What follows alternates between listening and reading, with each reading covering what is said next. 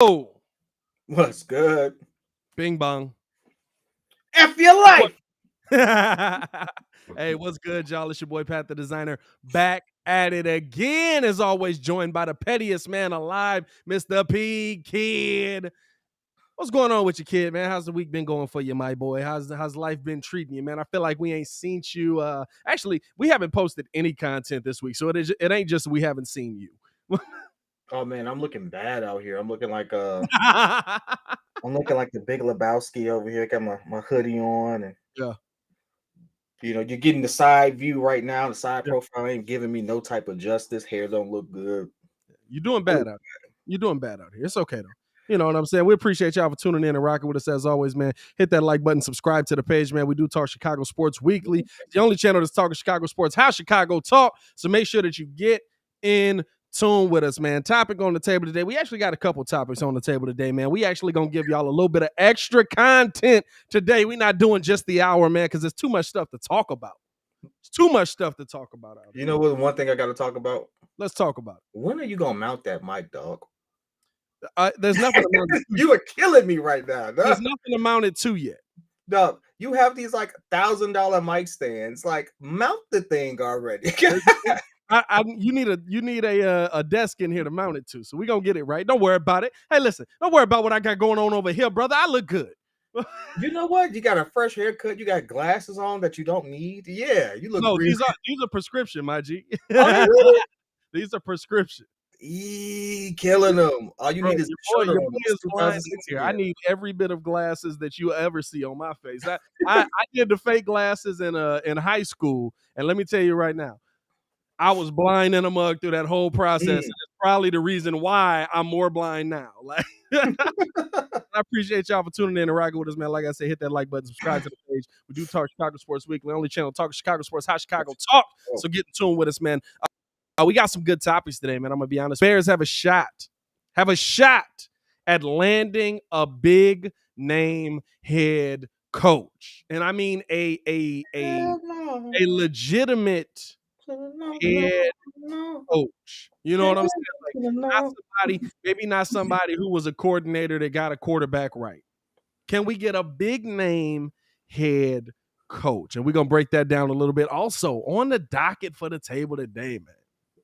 Is it time with Stephen Curry doing what he did the other night in the Garden for us to start putting him in conversation with bigger names? Facts. With bigger names than just the point guards or the Ray Allens or the Reggie Millers that we normally associate his name with, man. So let's get into this, man. We're going to have the phone lines opened up in a little bit, so we want to hear from y'all as well. Call into the show, all that good stuff, man. But let's start it off with our Bears topic, man. Because I think that it's an interesting topic when you look at some different things that we've seen happen before.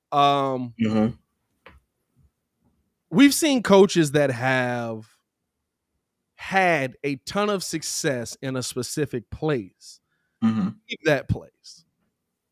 We've seen, I mean, even to who finally got a Super Bowl championship, Andy Reid had a ton of success in Philly.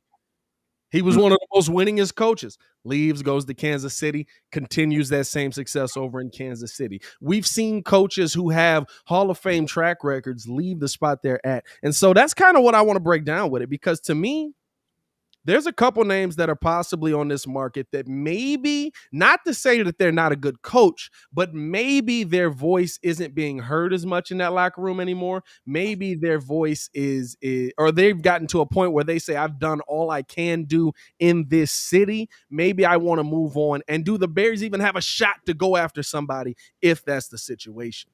Who you thinking of? I'm going to be real with you. There's one guy to me that if the opportunity opens up, and the only reason I think it is because I think that finally the Bears have that quarterback, and maybe things where he's at just aren't going the way he thought they would go post Drew Brees, and that's Sean Payton. And the connection is there already here in Chicago.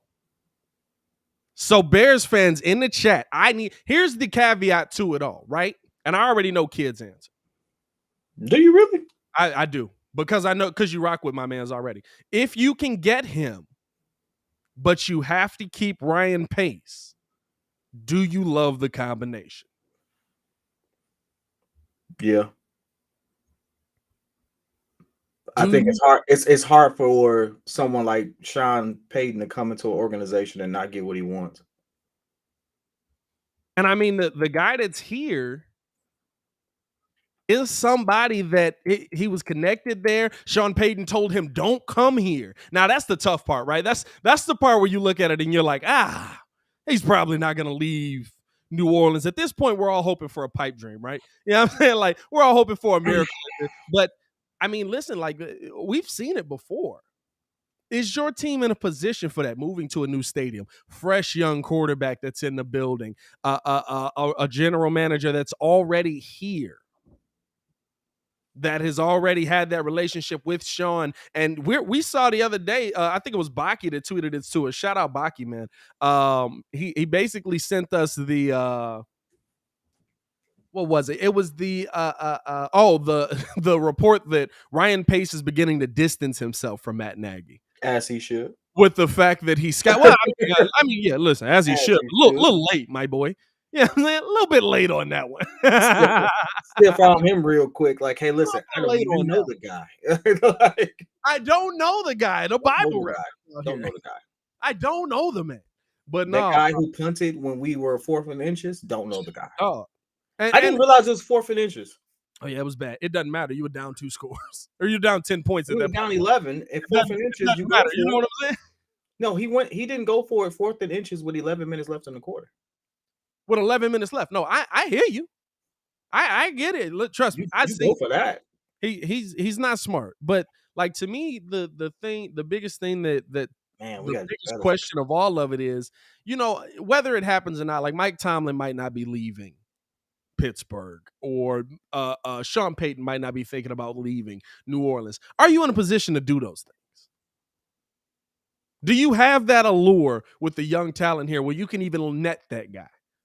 Is this a Billy Donovan leaving OKC kind of situation? Because Billy Donovan never had a losing season in OKC.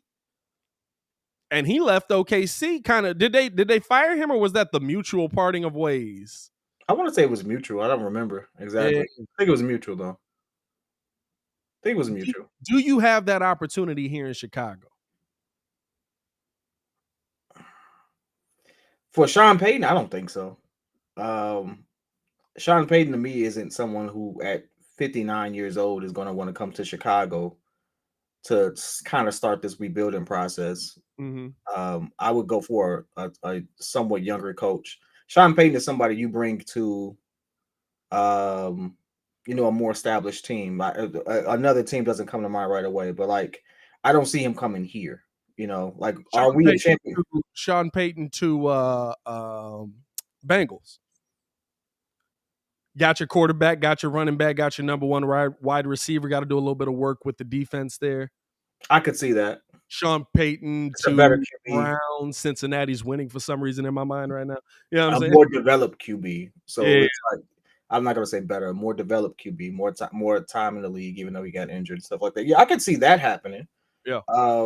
I would see, like, you named Mike Tomlin. I would choose, if I could choose, if this is the pipe dream we're going down, I would choose Mike Tomlin because he's younger. And I think he would be the right guy for our young team because of the way he currently coaches his young team. Mind you, does Younger work with Tomlin anymore? Like, Younger worked with Tomlin when Tomlin first got here, and it's like, oh, they all listen to Jay-Z. I feel like now, like, you heard Chase Claypool, like, man, we can't get no music at practice. Mike Tomlin, like, shut up, boy. Stop pointing forward on first down. You know what? I mean, that's a good point, but at the same time, like, look at how he handled that. Look at how he handled his public statement with Chase Claypool, which it was a very well put together statement. It wasn't killing him too much, but it definitely was holding him accountable. And it was just something that, he left them with some dignity, but also let them know, hey, we're all developing. None of these people are finished, projects. So, like, I like the way he handles it. And so I think that would be the best environment for Justin Fields, best environment for, Mooney, Herbert, stuff like that. All those young players who at times have those mental lapses, but is Matt Nagy the right guy to build them up or anything like that? No. Matt Nagy goes 0 to 100 real quick. He's either throwing you under the bus and backing that joint up, or he's like doing the whole wise and rah-rah thing. And I don't know why you said why I didn't hear you, but say something again. Yeah. Check. There you go. All right. You got me? I was worried. I'm about to say, here go that mic again. Ever since you said something about Prince, this mic been going out. You need to stop talking about goats like that, dog. Hey, man. Hey, that's facts. I'm not gonna lie to you. Ever since I said something, very live, dog. It didn't even waste time. It didn't even skip a game. It was a very live. It's been going there. That's funny. That's actually facts. I can't even dispute any of that. I mean, even those are the biggest names to me, right? Those are the Tomlins, the Paytons, the Bills. Those are the greatest of greats coaches in the NFL right now. Are we in a position at landing? And big name head coach can mean anything. You know what I'm saying? Big name head coach can be the big fish that's on the market. That's the young guy. Like, let's be real. Are we in the running for a Byron Leftwich?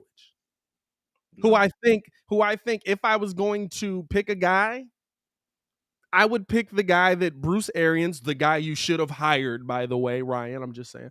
Bruce Arians had an opportunity at coaching with and literally told the media. Now, this could be the same thing as with Bruce Arians or with like Andy Reid did with Matt Nagy, where he's hyping his guy up. But Bruce literally told the media, he's like, stop asking me offensive questions. Go talk to Byron. I don't know what he's doing in the room. I haven't walked in there in 2 weeks. Right. You know what I'm saying? Like to me, I want that guy. Now, when he's a head coach, do you want that guy? Do you want that guy in the room? But right now, we're just talking about, do you have a shot at that guy? Are they poised? Is there enough here that somebody's going to want to come in? And I'm going to be honest with you. You've got to go get a head coach. Think about this, Chicago. Like, yes, you have Justin Fields. You have some pieces that you hope are in place. But you've got to go get a head coach. And you want to get the right head coach at a time where you don't have much here. Yeah. Me and Kid kind of named it. What did we say? We said 8 or 9 players. I think you said you counted Khalil Herbert, so it came out to like 9 players out of 53. That's your problem right there. You're in trouble right there. To me, now you're having a conversation of, do you even have an enticing enough team to go land a head coach? You know who I would have said if this player had played this year? I would have said Lovie Smith again. I don't want the retread. I would have said Lovie just because if Deshaun had played and we had saw how he did, just that type of bringing that to Chicago, bringing that back to Chicago, him already having the relationships there, no matter how they ended, and stuff like that. I could see that, and just it would be a very Bears move. Very Bears move. Very Bears, but I don't even think Lovie would come back. I don't think Lovie would want to come back. He'd have a better situation than he did when he was here. He would. He'd still have to rebuild the defense again. He's got some great pieces in place that he could build with. But I don't think Lovie would want. He's already got the quarterback in place. I don't think he would want to come back based on how they sent him out the door with continuously giving him a 1-year deal, continuously, kind of stringing him along, never giving him that long-term money, never showing him the respect he really deserved as a head coach that was winning here. Now, granted, I think that when he was fired, a lot of people kind of forget that that team started off like 9-0 and finished, or 9-1 or something, finished like 1-5 on the season. And so there was a reason that he was fired. It's not just, he was fired with a 10-6 season. It's like, but when you do, you're losing on the second end. And people forget how undisciplined we looked in the Super Bowl, how unprepared we looked in the Super Bowl. I still never forget that play. It was like you didn't even tag the guy. Yeah, there's a lot, but it was. And like, when you do that on the Super Bowl, the world is looking at you. It's like, nah, you can't do that. You can't do that and then blow this big lead. Like we're supposed to go back. It was now. Here's the thing, right? He does get you to a Super Bowl. Lovey's not a crazy candidate to say. I mean, we're here, had a conversation. Lovey's not a crazy candidate to say. He does get you to a Super Bowl. Didn't have a quarterback and he got you to a Super Bowl. Now he has a quarterback. The problem with Lovey was always he couldn't find an offensive coordinator that made his quarterback work when I mean, really, like the thing that we talk about most when Lovey was here is me and you say we both think Jay Cutler was a good quarterback. We just don't think that he was protected well enough. We don't think that he had an offensive scheme built around. He had Rex Grossman, dog. He had Rex Grossman. He also had Jay. I would say this. I've never seen a QB look that bad. No, Rex was awful. Like Rex was, nobody I've watched since then has been that bad. Not one person. Rex has to be the worst QB I've seen since I've been watching football. Oh, that's a good one. Like, it's some people that get close. Don't get me wrong. It's some close contenders. But he was one of the worst I have ever seen. I was like, God dang, dog. That's a good one. That's a good one. I'm trying to think of Tebow won. Tebow went on a nice winning streak. And to be honest with you, Tebow was nothing but Taysom Hill. And Taysom Hill could string together some wins. Tebow didn't want to be that, though. That was the problem. Well, that's Tebow's fault. Tebow's not in the league because Tebow wanted to do what he wanted to do. And I respect him for it. He was like, nah, I'm not leaving.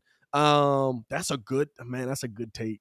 He might be the worst. I gotta think about that. Let me take some time on that, man. I gotta think about in the chat. Let me know. Like, seriously, have you ever seen a worse quarterback than Rex Grossman? A starting quarterback. He started and got to the Super Bowl. Yeah, not a backup. Backups are backups. This was our starting quarterback for multiple seasons, right? Oh yeah. Rex was what a time to be alive. We called that was Lovey's guy, man. Lovey loved Rex, dog. We called him Sexy Rexy for no reason because it was nothing sexy about his game. Oh man, nothing sexy about that game. That's rough. That is rough. Call into the show, by the way. We want to hear from you guys too, man. Jared Goff is up there. Jared Goff had way more success. Jared Goff had way more success than Rex ever thought of having.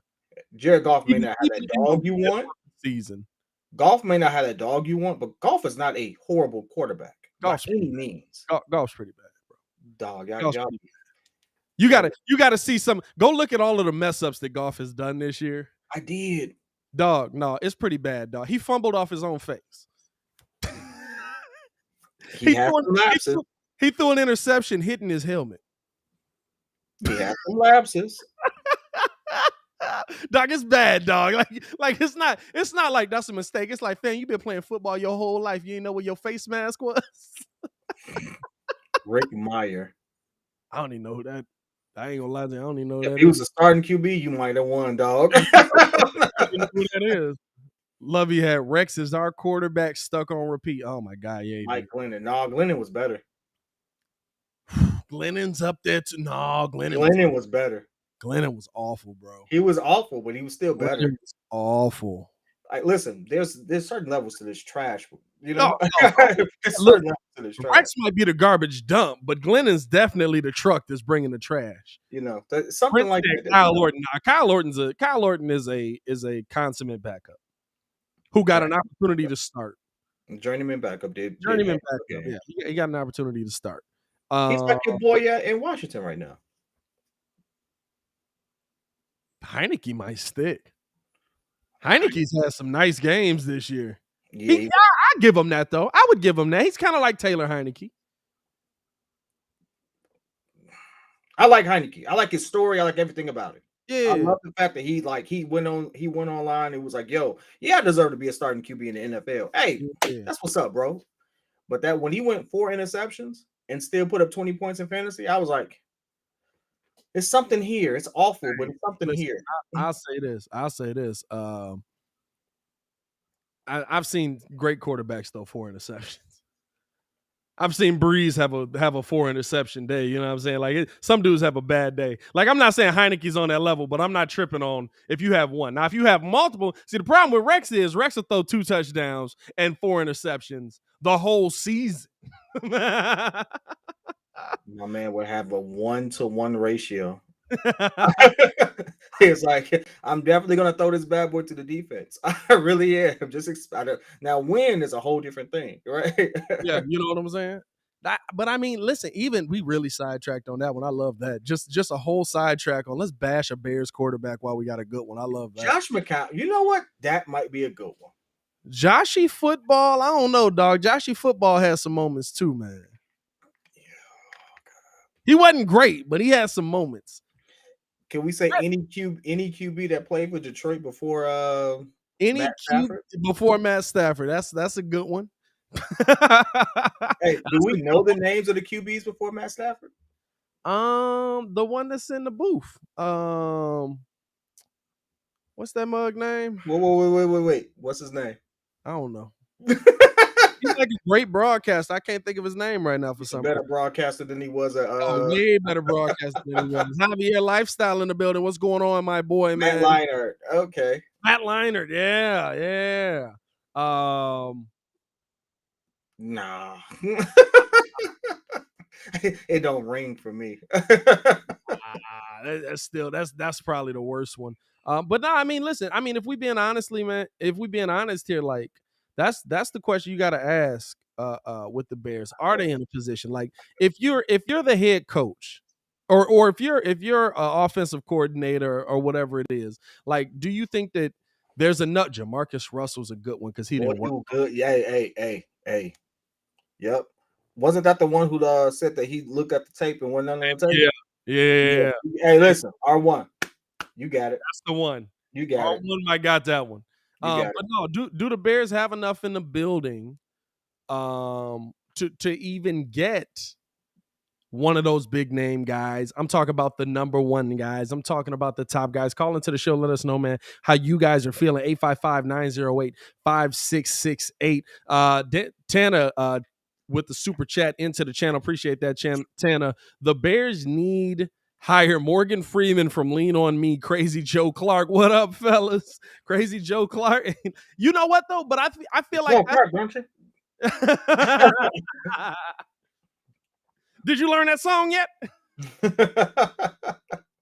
But do you, let's look at, you know what I'm saying, like the teams that are going to need a head coach. I think we looked at it the other day. I looked at it the other day, honestly. There's about 9 teams that are just god awful. Dog. One of them has Ron Rivera on it, though. Dog, listen. It's so many teams that's gonna need some help next year. Oh my God. Top of that, hey, I'm a truther. I'm a Trubisky truther. Biscuits is getting a starting job next season. He's gonna get a shot at one for sure. No, he's getting a starting job. It may be on the Jets, but he's getting a starting job. I would bet you it will probably be Washington to compete with Heineke. He's a better QB than Heineke. Heineke hit people in the hands. That's all I'm saying. Hey, Heineke don't get his shot and throw into quadruple coverage the first second he gets it. Hey, listen. Heineke also hits the defense in the hands all the time. Oh yeah, well, you know. But what is his touchdown to interception ratio this year? That's a good question. But no, like I look at where our team is at this year, and I just like, first off, we got 4 more of these games, bro. Like that's the toughest part. Who's we, my boy? Hey, listen, you tapping out already? Hey, shout out to you, my boy. Listen, Chef Mack, a good question too here, and this is one we've kind of broken down. How do we feel about Jim Harbaugh? How would you feel about Jim coming back? You saw what he did when he was in San Francisco at the NFL level. He had a rise, he had a fall. I'll say this: Jim Harbaugh is a great guy to turn a program around. Do we want somebody that's going to turn a program around, or do we want somebody that's going to be here for the long run? Because I think Jim's like Tom Thibodeau to me. I don't think anybody can stand Jim for more than 2 years, 3 years. And Jim played quarterback here. Well, if you didn't suck so bad, you wouldn't have to deal with a Jim. So this is true. You know, I can see Jim. I can see Jim doing it. He's king in Michigan, though. I mean, he loses and they keep like he's basically got a job for life if he wants it. Yeah, but he can come to the Bears, stink it up, and go right back if he's king. And at the same time, if you could turn the program around here, you're not king, you're God here.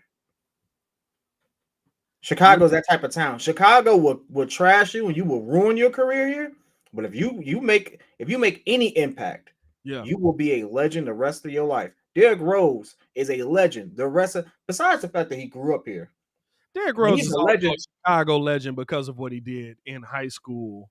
Like he was torching mugs in high school. Hey, again, saw it with my own two eyes. But he became a legend winning MVP in Chicago. Yeah. If you turn an organization in Chicago around, we're gonna be talking about Billy D for the rest of. We're gonna be talking about Acme, that tandem for a very long time. We are. They can do no wrong at this point. Nah, they can do wrong because Pax did the same thing. Pax got you to an ECF. And it's the team that he built, the Luau. Like we can say, This team is better. Gar Forman took over kind of in the later part of that, but when Pax first came in as GM and president, like Heinrich, Dang, Noah, those are all Pax picks. Hey, no, listen. Wait, we were running that down the other day, bro. He really screwed us. He didn't trade for Kobe because he didn't want to get rid of Luau Dang, and he didn't trade for Dwayne Wade because he didn't want to get rid of Danielle Marshall. I'm more upset about Marshall than I am about Kobe. Because that was a lot of pieces. Now, was Kobe worth it at 29? And yeah, Bruh, Kobe was worth it. Kobe was worth it. Don't get me wrong. Hey, listen. And at that point, Kobe was like, hey, listen, if we got to get some help in here, let's get some help in here, baby. Hey, I look back at the time that trade supposedly was rumored. Kobe still had 4 good seasons after that. Yeah. And who would have known, like, if, maybe he never tears his Achilles or whatever like that. But he was cooking. So, but to give away 4 players like that, you gut the team? I don't know. I don't think I would have gutted the team for him. Is he worth it? He's worth it. But is it? No, to me, set us up for success? No. They were only worried about Luau, though. They wasn't worried about, what was it? It was Kirk, Ben Gordon, Luau Dang, and Joakim Noah. Yes, it would have taken your entire starting lineup away. 4 starters? 4 starters. But Ben Gordon ended up falling off 2 seasons after that, not being able to play. Kirk Heinrich was a solid point guard that you can get that out of anybody, but we love him here in Chicago because he was that. At the time, Ben Gordon was averaging a little under 20. Luau Dang was averaging around it. Like, I went back and looked at it. Yeah, it would have been a real tough sale. It'd have been a real tough sale, dog. Hey, listen, them tough sales is what passed up on you getting a generational talent. It's hard, dog. Danielle Marshall, my boy. Now, worse because they literally was just like, just send us Danielle Marshall. That one I would have did in a heartbeat. So bad. And he wanted to come, I would have did that. It's so bad. I would have did that in a heartbeat. I don't understand why they didn't. Yeah. And for him to win a championship 3 years after getting drafted. Yeah. But would the Bulls have put the same talent around him? The Bulls already had that talent. Danielle Marshall was on that same team. Or no, he would have been. They drafted all them mugs the same year. Kirk came in that same year. Ben came in 2 years later. It wouldn't have been the same. They wouldn't, like, the team that, like, you might have missed out on Ben Gordon, or you might have missed out on Luau Dang, because I think Luau was 2 years after that. You got to think Shaq got traded for Lamar Odom and 2 other people. Yeah. So you would have missed out on Shaq, who wasn't Lakers Shaq, but he was still 20 and 10. Go look at it. He was 20 and 10. Wait, you talking about when they made the trade to? Yeah, so the Bulls wouldn't have been able to put that same package together for Dwayne. Like, we would have had this talent, but he would have been like this. He would have been like Rookie of the Year, but that's it. Like, maybe he would have won an MVP, but that's it. Let me tell you that. When you got a talent like Dwayne Wade or Kobe Bryant, you figure it out. Hey, listen, we got that guy. We got to figure out how to build a team around it. But at a minimum, we got that guy. That's how I feel about the Bears, honestly, right now. That's the only draw that you got right now. All you have to sell as the Bears to a head coach, even a possible GM, if they end up moving on from Ryan. We got that guy. We've got Justin. Justin is a game-changing player. That's all you have to sell. There's no other, and you got Roquan on the other side. You know, people are gonna kill me for saying this. I mean, people are gonna kill you for saying most of the stuff you say on this show. I just gotta keep it a buck. Justin ain't that guy yet. He's not, but you can convince somebody that you can make him that guy. Like Joe Burrow, I can sell as that guy. You want to know why? Because he was that guy. He was getting killed, but he was clearly that guy. Yeah. Like Joe Burrow was one of the most prepared QBs I've seen step into an organization. And I was like, that boy's gonna die.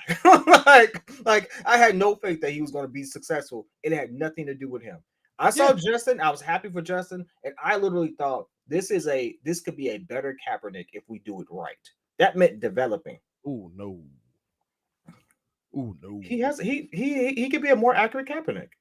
Okay, that's a very different statement. I said better Kaepernick. That's a very different statement. I said better Cap though. Hey, you gotta say more accurate, my boy.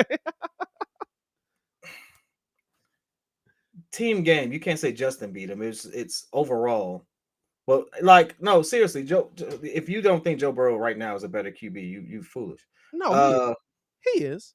Even being drafted, he was a better QB. Like Joe Burrow is probably like clicking, fully rolling is probably a top 10 QB right now, and he doesn't even have the same.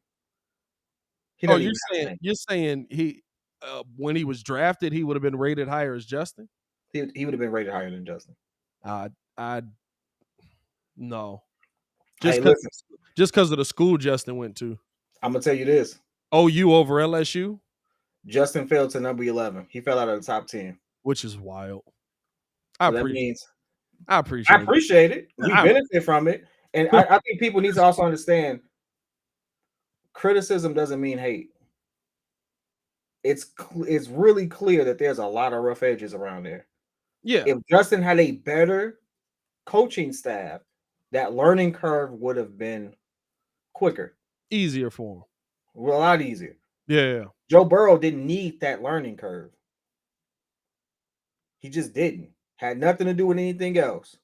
He was a better prepared or technically sound QB. Now, overall, do I think Justin can have a better career? Absolutely. I want him to. He plays for my team. Yeah. I want him to be good, right? But if I'm just like speaking facts, like I'm not. It's like you asking me who's the greatest of all time in basketball. I'm gonna say Michael Jordan. Is he my favorite player? No, it's Kobe Bryant. Kobe Bryant's my favorite player all time. Ringo, you see how easily that was articulated? But if you say, walking in, who was a better? It's Michael Jordan. Yeah. Like you can be objective in those things. I think I used that right. It's one of those where like we want Justin to be good. I think you have your franchise quarterback. I really do. Whether he'll be the best quarterback in the NFL, whether he'll be like, let's be real, the best quarterback in the NFL, if we're being 100% honest, doesn't win. And I'm talking about the most physically talented, the most physically gifted, the one that has the best eye, the one that has the best touchdown to interception ratio. He never wins. Aaron Rodgers. The best quarterback in the NFL is Aaron Rodgers, but he's not the GOAT. Wait. Best quarterback in the NFL was not even playing. Okay, I give you that. Deshaun for this year. Deshaun since after his rookie season is the best QB in the league. Nah. Aaron been. It's not one thing that he does that one thing that Aaron does that he can't do, and he did it. He does it at a younger age. He does it at a younger age. That's it. He's younger. I'm more impressed with you being a worse team. Aaron is freaking protected, and he's barely doing. I'm not gonna say barely. That's disrespectful. That's disrespectful to say barely. It is Aaron Rodgers. Like, listen, it's Aaron Rodgers. We get it. Yeah. It's Aaron freaking Rodgers. Discount double check. Anyway, but nah. I mean, that's potato. Like, two people that play both great quarterbacks, but you know what I'm saying? Like, even okay, so you say Deshaun don't win. Deshaun don't win. You know what I'm saying? Like, That's what I'm saying. Like, I don't need Justin to be the greatest quarterback in the NFL. I need Justin to be the best quarterback for the team that he's on. I need Justin to there go that camera. I need Justin to continue to succeed. Well, God dang, We don't where did the camera go? need Justin to be able to succeed on my team. Listen, there's a lot. Most of the quarterbacks we say, when quarterbacks become the best quarterback in the NFL, honestly. And call into the show. We want to hear from you guys as well. 855-908-5668. We want to hear how you guys feel on this topic, man. And we got a couple other topics we want to jump into as well, talking about a little bit of Steph Curry conversation for the basketball fans out there. But the thing that when quarterbacks become the best quarterback in the NFL, or they get in that conversation, or they get in that talk, or whatever it is, it's when they win a Super Bowl. It's when they win a Super Bowl. When we started having a conversation, like when Russell Wilson won his Super Bowl. Now he was a game manager until he won the Super Bowl. He was a game manager until he won the Super Bowl. Then he lost the Super Bowl. And then, like, everybody, listen, after he lost the Super Bowl, everybody stopped paying attention to him.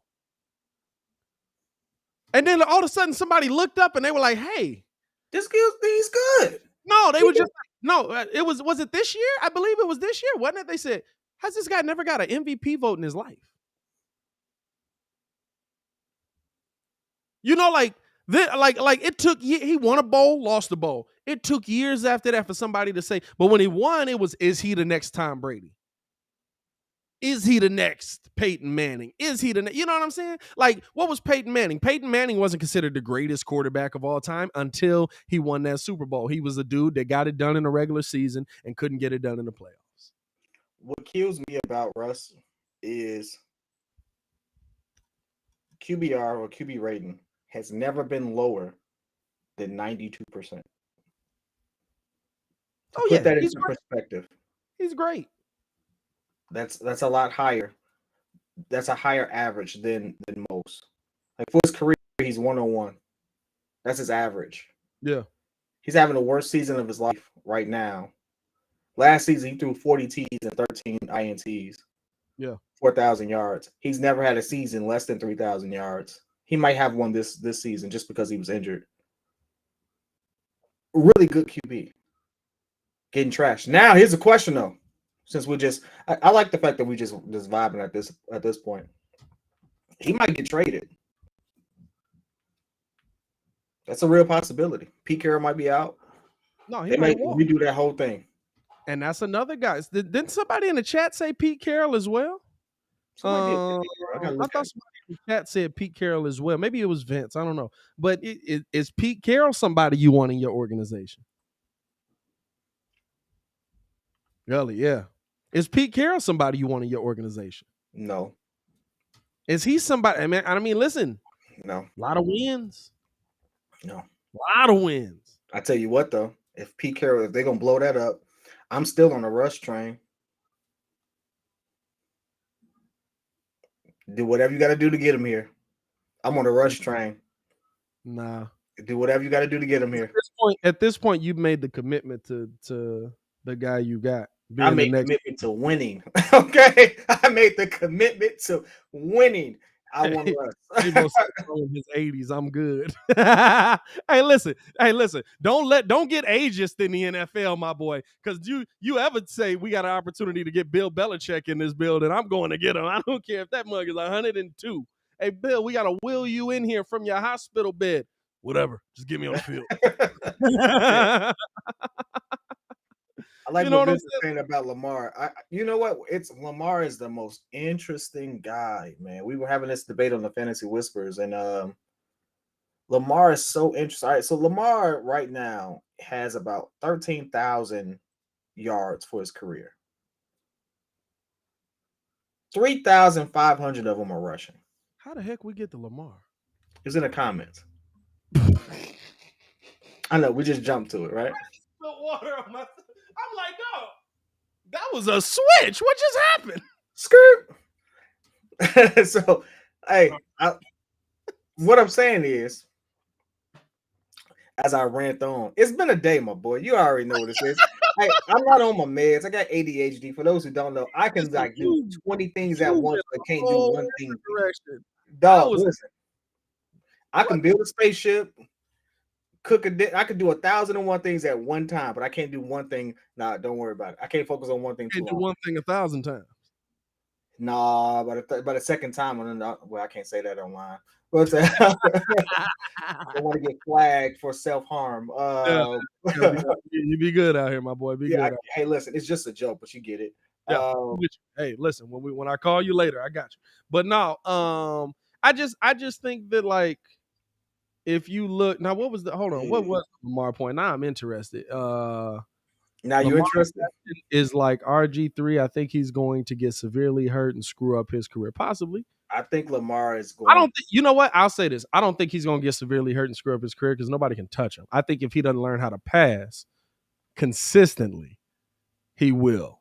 He is a quicker. But if he continues to improve as a passer, which maybe he will, maybe he won't, he'll be fine. He is a quicker Mike Vick. That's all I see. That's really good, dog. Mike Vick, a Hall of Famer. Oh, listen, he's gonna be a Hall of Famer. Mike Vick played a long time. You know what I'm saying? Like Mike Vick also had a vacation too. Yeah, he had a vacation. He also and also had to ride pine for a while too. So I mean, like that's his beginning years are really ecstatic. But it's like, yeah, Mike Vick, and then the rest of them was like, yeah, I guess he could still throw it. He was a better passer coming off his vacation than he was before he went on his vacation, by the way, which is wild to me. He got on that longest yard team. Hey, you know what I'm saying? He got on that longest yard team. But nah, I look at where. How do you feel about this Kyler Murray thing? Like even you know what I'm saying? Like you think that you'll take, like we always said, we build teams very differently. You'll take the win now every time. You'll take the Super Bowl in hand versus I'll figure it out in the future every time. In football, you have to. In football, you have to. You might have to. It's too physical of a sport. Me? You don't have to slow grind with football unless you build it. You do when the one position that you're trying to build up is the position that if you even breathe on the guy the wrong way, is 37 flags flying everywhere. You know what? I agree with you on a lot of things, dog. But right now, if you are the McCaskies and you are making big moves for your team, and your whole goal, mind you, the goal is to win a championship before Virginia passes. And this is not to throw her out there. This is not to. I'm just saying that's the goal. That's the goal. 98, you gonna win in the next 99 years old. 98. Don't give her an extra year already, my boy. Come on now. She is 99 years old, whatever she is. 99, dog. She's 98. Listen, in billionaire dollars, she's like 80. Okay, so she'll be good for another couple years. All right, she'll live another 10 years on all of us. With half of the people in this chat gonna be sick before she is. Dog, listen, I'm not worried about anything happening to her. Yeah, I'm worried about me going to my car right now. Okay, so if I have a chance, I do have a generational talent, but if I have a chance to get a Russ, to get a Dak. Yeah. Well, we're not going to get Dak. We're not going to get Dak. Dak is a different conversation, but Russ is what, 32, 33? I mean, he's only 9 years into the he's only 9 years in the league. Yeah, bro, that's 9 years in the NFL. Yeah. You know what I'm saying? Like, hey, listen, Brady's rare. Let's not think everybody's gonna be Brady. No, he's not. How's Brady not rare? Look at Big Ben. Big Ben is 6 years younger than Tom. Big Ben didn't take care of himself. He's Big Ben for a reason. The big is before the Ben. Okay. Look at Drew Brees. He only left because of cracked ribs and stuff like that, but he really didn't want to retire. Yeah, but Drew didn't. We saw that Drew didn't have it. Peyton Manning played. We saw that Peyton didn't have it. Okay. When you have a fused spine to the point where it kind of hurts to turn your body a little bit, that's a different thing. Bro, right? That's what I'm saying. Brady's the anomaly. Brady is 44 years old. Who's the next closest? Rodgers is 38. Is he even that old? Phillip Rivers was the next closest, I think, but he just retired. Yeah, because he was dead that last year. Like, yeah, but all the QBs that we're talking about though that retired before Brady, they had some type of injury, but outside of that, they would have been fine. They would have been fine. No. Aaron Rodgers is not going to. Aaron Manning, Rodgers is not retiring before 40. I don't think he'll retire before 40 either. But football hard drop. You want to know how football hits you? Watch Peyton Manning. Peyton Manning threw 50. What did he throw? 52 touchdowns the season before, and then the next season his arm fell off. They literally had an arm strap just wrapped around his body, just like hold on to it, and we'll get you to the Super Bowl. We will drag you across the end zone. And they did a good job. What did Buddy say in longest yard from the stands? Get your old butt into the end zone. Like that was Peyton Manning, dog. Like, no, that is a very, very rare case in Tom Brady. Drew Brees played 19 seasons. Uh-huh. At the very least, I got a good 5 more out of Russ. Guess what? If I win in that 5 years, it's worth it. How many of them are good? What do you mean? How many of them are good? How many of the 5 seasons are good? And to me, this is the thing, right? The if. I got an if with the kid here. I've got an if already. No. You got a bigger if. You want to know why? Still you want to see if he even works out. It's an if. Like, you see raw talent. You see nothing developed. With Russ, I know he's going to work out if I put the right pieces there, because he has the experience and stuff like that. The only thing is, can I put the pieces around him? As a GM or owner, that's a different if. I'll ride that if and give up, somebody who could turn up in 2027, right?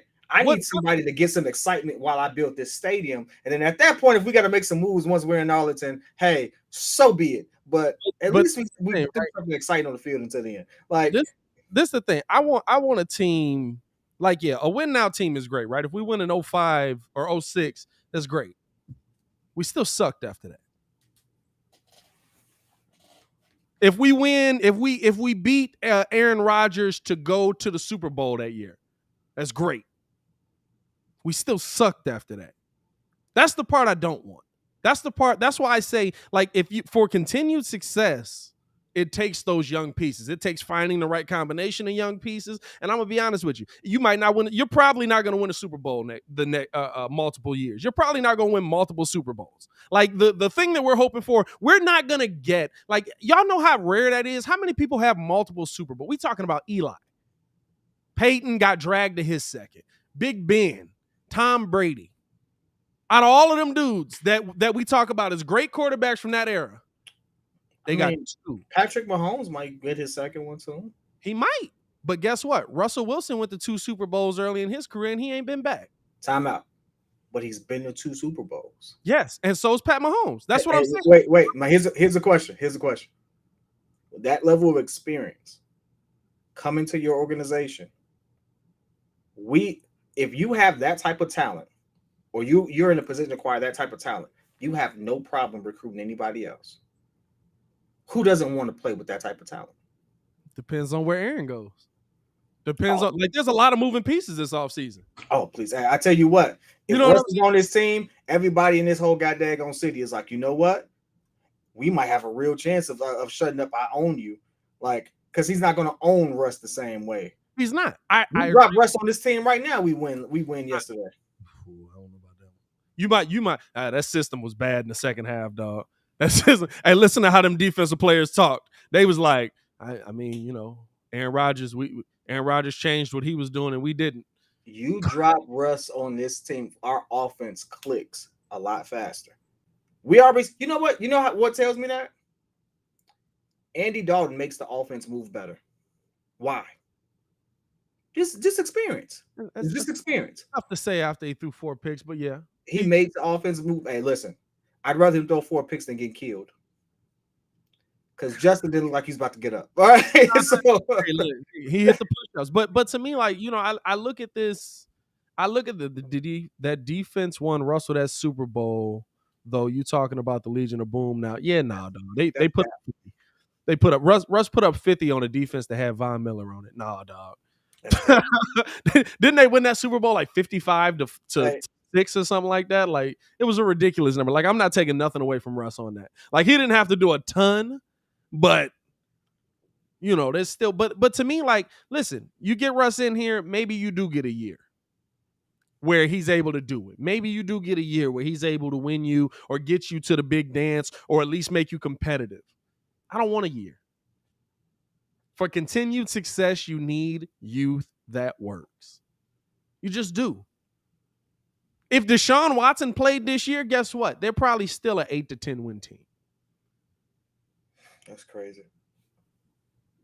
That's how good he is, and he's young, and he can be talented a long time. Whoever gets Deshaun Watson, that's the other thing too. We talk about Russ moving. Deshaun Watson might be moving, and that in itself is a whole different thing. You know what I'm saying? Like, to me, you have to figure out how you can get Justin to work. And I'm going to be real with you. Whether it's Justin, Russ, Aaron, Tom Brady, whoever it is, it starts with the same spots we're at. Starts with a good system at your head coach. Can we go find that guy? Starts at offensive line. Is your GM going to fix that? Let's hope. Let's hope. Let's hope. But right now, you're not you know what I'm saying? Like right now, like, if you bring in, like, even if we bring in Sean Payton, what does Sean Payton bring to the table? Like, I would love to. You said what? I was going to actually ask you that. What does he bring to the table? A staff that we've seen develop. Like, Sean Payton and Drew Brees both started saying, when Drew Brees got to New Orleans, I believe Sean Payton started his coaching career. I think that was the same season. And that's coming off of Brees kind of being up and down, broken foot. You know what I'm saying? Where he was dealing with those struggles and stuff like that. So, like, to me, like, that's the reason I think you might have a shot at him. You know what I'm saying? That's the reason why you might even have a shot at doing something there, because maybe he makes things easier for your offensive line. At a minimum, he's going to help out the rookie Tevin Jenkins, who wasn't supposed to start, and then all of a sudden you put him out there, and it's like, hey, you gonna put anybody next to him to chip block and try and help him out a little bit? Oh, you got Jimmy Graham out there. Oh, he fell on the floor. What was that?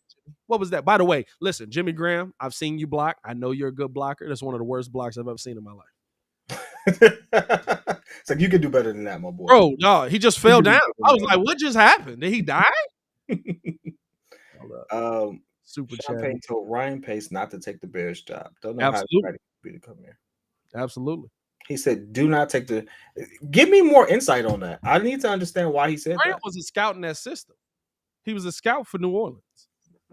And Sean Payton told him not to take the job because you won't get to do what you want to do there. And guess what? He got here, and who was our first head coach? Most of us we all have been told, and we all pretty much believe that John Fox was not his pick. You know what I'm saying? Like, that's why Sean told him not to come here. And maybe you don't get, and see, that's the thing, right? Like, we've always said, like, the owners really don't do too much to mess with you, or they don't get involved too much. But now maybe we're seeing where we heard leakings now that maybe they are. Yeah.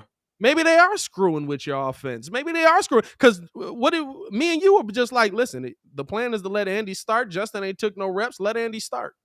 Matt's like, let Andy start. Ryan's like, let Andy start. The next day he comes out, he's like, Justin start. And it's like, what happened? Where'd that switch come from? Oh, that's ownership.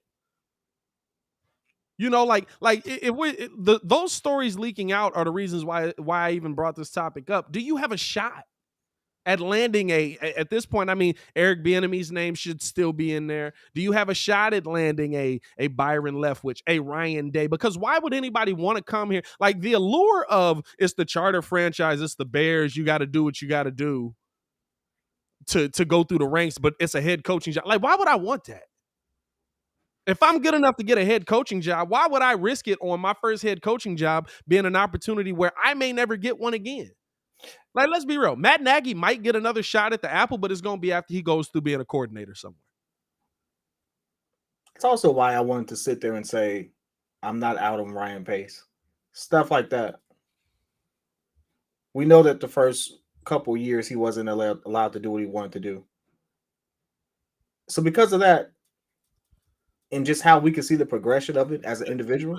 But in his defense, when he did, he went and got Mitch. I look back at that draft, and the only reason I can sit there and say differently is because I know the future. But if I was in 2017, based off the information given, you took Mitch over Deshaun?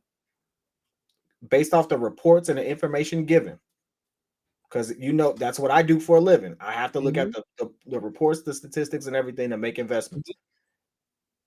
He would have been a strong consideration for me, based off the consideration given. Would you have picked him over Deshaun, who had just won a national championship? I wouldn't have picked him. I personally would not have picked him over Deshaun. However, given if you look at the scouting reports and stuff like that, and just all the other stuff they had going on there, and maybe that's a racial thing. You could talk about that all you want to. Like I don't want to bring that in there, but he has some stuff there that was like, yeah, he might be the best person, but like, can you coach him? And it was like, that's not. It was. And Trubisky was a hot target for a couple of teams. So it's not like Ryan was like, I'm going to bet the future on this guy. Let me go get him. F everybody else. I don't know what it is. I like this diamond in the rough right here. No, Biscuits was rated really high amongst several teams. That's why he traded up to get him. No, but that's kind of what he did, though. That's kind of what he did. He wasn't looking at reports. He wasn't looking at workouts because he didn't bring Mitch in for a workout. He didn't bring Mitch in to see if he could throw the ball or see. He went and watched him in North Carolina, and he was like, look at that kid. He's slinging it. Oh, my goodness. He probably went to one of his better. Take it upon yourself and just remove what you know, because hindsight is always 20/20. Put yourself back in that position and look at all the reports that were there. There was one quarterback that you should have took. There's one quarterback. It's two quarterbacks you should have took. There was two you should have took, but I didn't believe in when they were talking about Pat Mahomes. One, I didn't know who he was because y'all know I don't watch a ton of college. But two, the second they said he was in an air raid offense, I didn't believe him, which is wrong. But he's the first person to work. Like he's a prototype now. Like now everybody's gonna be drafting dudes from the air raid offense trying to see if they can replicate Pat Mahomes. But the only reason why we say stuff like this, like he should be fired for not even interviewing him, is because Watson went on to be a good QB. But let me ask you this: no, he won the national championship. You didn't talk to the national champion. Again, had it turned, and mind you, it's turned out very freaking well in his favor. If you want to look at it, like there's 22 freaking reasons why he's not playing. All right, hey, 22 freaking reasons he's not playing. Listen, wait it out. Where the Bears are, I'd be waiting it out. I'd be like, we got to find a bridge quarterback till all this mess is over with. I'll tell you what Chicago wouldn't do. They wouldn't be looking to trade him. I would love to see. It's what was 21 reasons or whatever, right? Yeah. And he almost had a deal done with Miami that required him to settle. Didn't do it. You know what though? I'm not saying whether he did it or not, no clue. I don't know nothing about it. I'm going to be honest with you. I haven't followed the case that much. But his adamance in, I'm going to take y'all to court. Let's see who wins. As a black man, I support it. I mean, listen, it's like he's really talking like I didn't do nothing wrong. I support it. Listen, you know what I'm saying? You can't be armchair GM and then and be all pro player. Like it don't work that way. This is a business, and from a business standpoint, so many of you all get wrapped up in the emotions from a fan perspective to be like and critique people who actually get paid to make these decisions. Like you can make it better when if you had the actual facts or the aerial view that they have, you probably see things a little differently, and that's all it is. So it's like from an aerial view, I can see why he did it. Do I agree with it? Was it the right move? No. And he's talking about the draft pick again. Yeah. Wow. Because we went from the court case and then you jump back to the draft pick. Listen, I'm not. You would let Watson be in the same room with your daughter? You would let your 21 women do? I don't know. We'll see if he's proven innocent or guilty. You know what I'm saying? I'm going to let people get proven innocent or guilty. That's why we have a judicial system. That's how the country's supposed to work. It's a very diplomatic response right there. Moving on. Supposed to work. You know what I'm saying? But nah. That with a 10-foot pole. Okay, I wanted to change the picture and everything. Good Lord, I want. Not touching that with a 21-inch pole at that. But no, I just look at, like we always said, we look at teams, building teams different and stuff like that. To me, the biggest thing that I look at with Ryan, and I've said this many a times, and I'll continue to say it. The biggest thing with me is he's jumped in, and he's gone all in on these guys, but he hasn't always done his due diligence with them. That scares me as a GM. Because that means you'll put us in positions like we're in right now where, yeah, you listen, you were ballsy. You went all in on Mitch. You thought you had your guy. And then you went and got the quarterback, or you went and got the coach you thought you have. And because you believed in your pick so much, you couldn't get rid of Matt. When if Mitch was this guy, you let Matt ruin him. That's a problem for me. Let's head out to the phone lines, man. We got somebody hanging on here. We got Aaron on the phone right now, man. Aaron, what's going on the Contender phone lines? How you feeling, my boy? Oh, no, I'm good, Pat. What's up, kid? What's good with you? This question, I got two questions for y'all now. Let's do it. This one for kids. This is Sarah's question. Do you think we just need to draft bigger receivers? I mean, if you look at it like this, when was the last time we had a good receiving core? Marshall. Yeah.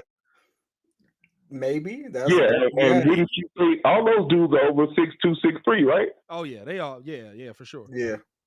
B. Marshall. See, maybe I gotta look at 6'2". I think Marshall was 6'3". I mean, he was at least 6'2". But my whole point is, y'all can't tell me, like, y'all watch the game just like I do. Every time they try to say, whether it was Mitch or whether it's Fields, 6'5". oh man, they barely overthrowing the people or whatever, the receivers. But these dudes is like 5'6". Yeah. So the ball just going off the tip of their fingers. Somebody like Alshon or Brandon, that's hitting them in the chest. Yeah, I would. That's a good point. I mean, and that's kind of the thing that we said. We didn't have that guy that could go up and get it with what was it when Fields threw that ball down to Darnell Mooney and it bounced off his hands, and we were like, man, a big body guy, he's not jumping for that. That's a chest catch. Yeah, exactly. And on top of, we give Fields a lot of blowback right now, but yeah. I believe everybody is like killing Nagy right now. On Waddle and Sylvie, you hear all the Christmas songs they talking about how bad Nagy is. But I believe that 18 season we had a way better roster. If it wasn't for personnel, like if we had that same type of team with some bigger receivers, we probably would have. First of all, I'm not down on Nagy. Now Ryan Pace, that dude gotta go. Like everybody's killing Nagy, but I believe if we had a consistent and smart GM, like I believe we would have took Deshaun Watson. Like I know y'all dudes are just like me on draft night, palm sweaty. Oh my God, we moved up. You know who we going to get? And then they say a dude named Mitch, who we never even heard of, from North Carolina. Like that shit broke my heart. Excuse my language, but it broke my heart. Yeah. But I believe if we get Pace out the door, you see what Nagy can do with a good team. I mean, I want Pete Kidd to do this. I want him to go back to that 2018 season and see how many times did we score 25 to 30 points. I don't believe we did it a whole lot. Yeah. Chicago is good for one thing, building that defense. But I can guarantee you with a good quarterback, or even average, just give them some big receivers, it's a wrap. I don't even think Matthew Stafford is that good, but he made his money off having Megatron. I don't know if I can follow you down that path. I ain't gonna lie to you. Interesting opinion. You know what I'm saying? I was kind of there with you last year with Nagy, but to me, like, Nagy does so many things that, yes, if he had a better team, he would be better, but also, like, Nagy has lost a lot of the players he's got on his team that, you know what I'm saying? Go ahead, kid. What you got? 10 times we scored over 25 points. And also, you got to go times in that season. Yeah, you got to go back and look at them games, my boy. They were getting put at the one a lot. Hey, listen. One a lot no. From preseason all the way down to. My point to that was, how many times did our defense score that year? You can take those points off. So if you say we scored 27, 28 points, defense scored once or twice a game, damn near. Yeah. I'm talking about offense. How many touchdowns did Miss throw? Or how many times did Jordan Howard or Three Corn run it in? Mitchell Trubisky threw 6 touchdowns against Tom Brady on the no, not Tom. Jameis. Jameis Winston, you're right. Yeah, that was one of my wildest games. I don't think he threw 2 touchdowns more than 3 times that year. The next game he threw 3. It goes down. It's go down here real quick. The one thing I would say is I say this, I agree with you on the receiving core. I respect the opinion on Watson. I am a Watson fan. I think he's the best QB in the league when he's playing. I just think a lot of things that went wrong for our team didn't start with picking up Trubisky. It's how we managed him. I challenge everyone to do this. Don't go by how you felt. Don't go by revisionist history of what ended up happening after the fact. Go and look at what the actual scouting report said that in that draft. Yeah, but it's Mel Kiper. No. It's Mel Kiper. And listen, right? We get that. We get that. Hey, you know what the scouting report is for? It's for us. Nah, the scouting reports, the Melvin, like. If Ryan Pace is looking, and we appreciate you for calling in there, and we appreciate you for showing love to the show, man. Always. Hey, Pat. What else Pat, you got? I got a question for you. You trying to get me up out of here, bro? Go ahead with the question, my boy. Now, my question for you was about the Bulls. Now, I like your takes on the Bulls. I think you got a real open mind when it comes to the Bulls. Yes, sir. Do you think we need to go for it now? Like, if we don't get a big man, like, let's say Miles Turner, we're not going to win anything this year. And do you think we have the, what's the word I'm looking for? Do we have, is it okay for us to waste a season? Do we have the luxury of wasting a season of MVP caliber DeMar DeRozan? And do you think he will be able to continue this in year 2 or 3 of his contract? I think DeMar can continue it. But you never waste the season if you got a winning team. If you got a winning team, go for it. You don't know how many opportunities you're going to get there. You know what I'm saying? Who was the coach last year? He was, what's his name? Monty Williams in the NBA championship. Monty Williams knew. He was crying at the end. He said, you never know if you're ever going to get back here again. You never know. Like to win a championship, like we talk about Jordan winning 6 like that's nothing. We talk about Brian getting there like, he got there, but he lost. Yes, that's facts. Like, but he did win some. We talk about Kobe, he got there 5 times. Like, when you think about what it takes to win a championship, like every single thing on your team that year has to go right while every other team in the NBA is trying to make it go wrong for you. So if you ever have an opportunity to get there, you have to go for it. And I'm not talking about if you're like, we can get in as an 8th seed and try to fight in. No, right now, you're one of the best teams in the NBA. I'm not talking about the Eastern Conference. I'm talking about the NBA. You also have to look at this being the perfect pocket for us too, because, I'm C-Red Nation, Chicago till I die, born and raised. But let's be honest, a fully healthy Nets, that's a problem. Hey, listen, Kyrie thinking about coming back. It might be over after that. You gotta be. I don't think we worried about them. I swear, I don't think we worried about them. I seen Lonzo drop 33 on Golden State. When Lonzo is aggressive, I think we ain't worried about nobody because Lonzo could lock up Kyrie, in my opinion. I don't know how y'all feel about that. Hey, my brother, right now. Ways, my boy. Hey, listen, Kyrie is one of the love. We appreciate you tuning into the show. All right, my guy. Yeah, definitely. Yes, sir. Y'all need to do some. Y'all need to do some 12 noon shows too, bro. Hey man, we gonna get us a little. We might be getting us a little drive into work show coming in soon, man. So y'all stay tuned with us. We appreciate the love. All right. Yes, sir. Be easy, y'all. Man, take it easy. Be safe out there. That was funny. As soon as he said that, it was like, whoa, boy. Hey, all right, dog. Hey, my favorite player in the league right now, I got two. Obviously, Zach LaVine, and I'm a Dame guy.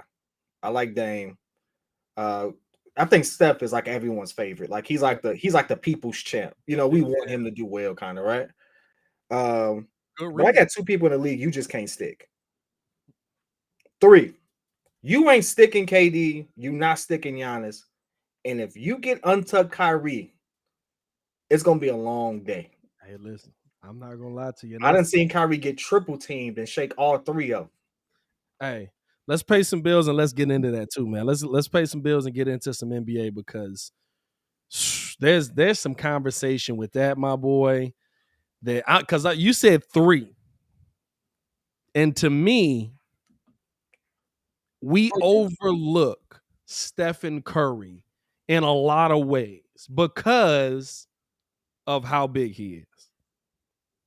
Because he's got to do it shooting the 3 ball. He's got to do it this way. But I believe that we need to start looking at him in a very different light and having very different conversations with him about his career as well. But first, let's pay some of these bills, man. You like how I extended that just to get the read up? That's professionalism right there. You know what I'm saying? You're probably not supposed to mention it, but I'm cocky like that. You know what I'm saying? These days, it can be hard to find and hire the right candidate for your small business. That's why LinkedIn Jobs has made it easier to find people you want to talk to faster and for free. Now, kid, you are the LinkedIn expert. You're the only dude I've ever seen post on LinkedIn in my life.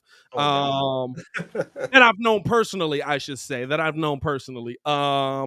important is LinkedIn just for finding the right candidates, being a business owner yourself, man? How important is LinkedIn to what you do? It's not even just for business owners. Honestly, it's for anyone who's really trying to, up their professional game, to be honest with you. If you're out there trying to put yourself out there, link up with like-minded people, get into the startup game, but just anything, realistically, anything that deals with your professional life, LinkedIn is where you need to be. If Facebook is where you go, or IG, or whatever it is, those social media mediums are where you go for your leisure. On the flip side, LinkedIn is where you need to go for your professional game. Absolutely.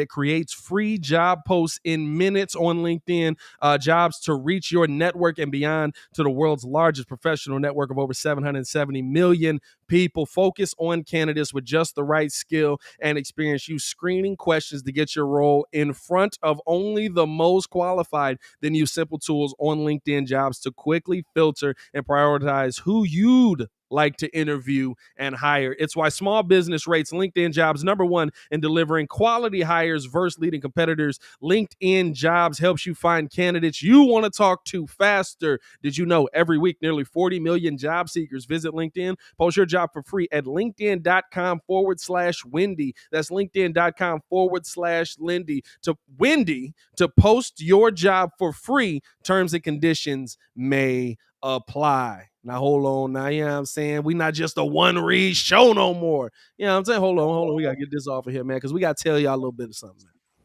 We got to tell y'all boys about FanDuel. Because FanDuel is back on board with us. They back showing that love to us. You know what I'm saying? So we got the dollar sign. You see the dollar sign in the name right there? That means they do something like that. My boy, you already know how we get down with FanDuel, man. And we want to let y'all know that for the NBA season, because to me, like, aren't you're in a fantasy basketball league, right? Yep. Oh, speaking of which, I set that line up. Hold on. Little much. You know what I'm saying? It can be. A little much for it? Hey, listen, I just want to know, are you like us, Bulls fans that can know they can run a successful franchise if given a chance?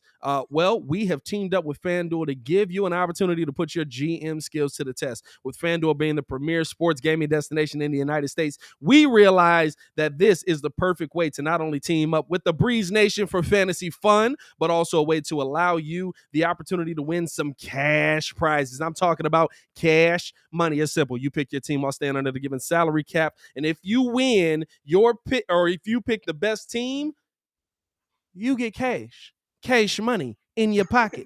Money. Put it on the table. Put the money on the table. Push the button, you know what I'm saying? Listen, going to be running contests over on FanDuel for the rest of this NBA season, kind of getting into specific Bulls games, especially if we're doing a big game, you know what I'm saying, where you can pick your MVP. You can pick those big players, man. That's going to be fun for the rest of this season. We're going to get it started this Sunday when hopefully the Chicago Bulls return to play the Los Angeles Lakers. So tune in with us on that. We might even have a little bit of NFL action on that, but make sure that y'all check out the link in the description below to sign up. That is FanDuel.com/Breeze. FanDuel.com/Windy City Weekly. .com/Windy City Weekly, or click the link in the description below. We appreciate y'all for rocking with us on that, man. Let's get this. Man, dog, it's crazy. We out here sponsored, my boy. We out here sponsored. I'm glad y'all sat through that. Was that like 3 solid minutes right there? That was a long read, my dude. That was long reads, dog. Hey, listen, they be requesting 60-minute reads out here, my boy, but they paying. So shout out to them. So here's the conversation I really want to have. Because we're in Chicago. Y'all know how we rock. Jordan, God. Now people are coming in saying Bron, God. I don't know where we skipped Kobe at in there, but Kobe, God. You know what I'm saying? So a lot of people just skip Kobe. Like Kobe didn't win 5 of them things. Kobe, God. Is it time that in greatest player of all time conversation, or like I like to have the conversation, greatest player of the era, GOAT, GOTE, greatest of the era, we start to put Stephen Curry in that conversation? And the reason I bring that up, Stephen Curry's records that he's broken shooting threes. Now, of course, he broke the 3-point. By the way, a little much when he's going to hit like probably 2,000 more 3-pointers, you think? No. A little much breaking the record. Like to me, it was like, what was it? It was like, I'm not saying I'm hating on it, but I was like, I get like he broke his record, but like, he's going to play like 6 more years probably. He's going to hit another 2,000 of these. No, I honestly think you got to look at how it happened. You know, Ray Allen, when he broke Reggie Miller's thing, he was still playing for the Celtics. You know, he went on to go play with the Heat and win championships after that. So, I mean, it's just, you know, the game has changed to the point where Steph got there faster. But you got to remember, Ray has 400 more threes than Reggie. Yeah. And he played, I think, another 5-6 years afterwards, too, depending on how you look at it. So, true. But to me, like, it's like, different NBA, you knew 400. Somebody couldn't catch that. Like at the time, you're thinking nobody will ever do this again. But it's like 400. Like at the end of it, it's like, okay, 400. Like Steph's probably gonna hit 400 more 3-pointers this year. He takes double. I mean, he's averaging double the amount of attempts as Reggie. This point moving forward. For a career, Steph only takes 8 threes a game. But that was his earlier seasons. Whatever. Yeah, but that was his earlier seasons combined with, you know, the explosion from 2015 going down. Now he takes about 13, 14 threes a game, which is unheard of, right? And so you got to the game has just changed. He's going to be taking or averaging nearly twice as many attempts moving forward. So I expect him to do it, right? I expect him to hit 200 threes in a season, right? If he plays 80 games and he takes 5-6 threes, that's a lot of freaking shots. He's nearly 45% from 3. So he's going to put up 200 plus threes. It's just simple math at that point. This is the reason that I brought it up, though, because of what you said with Jordan the other day, right?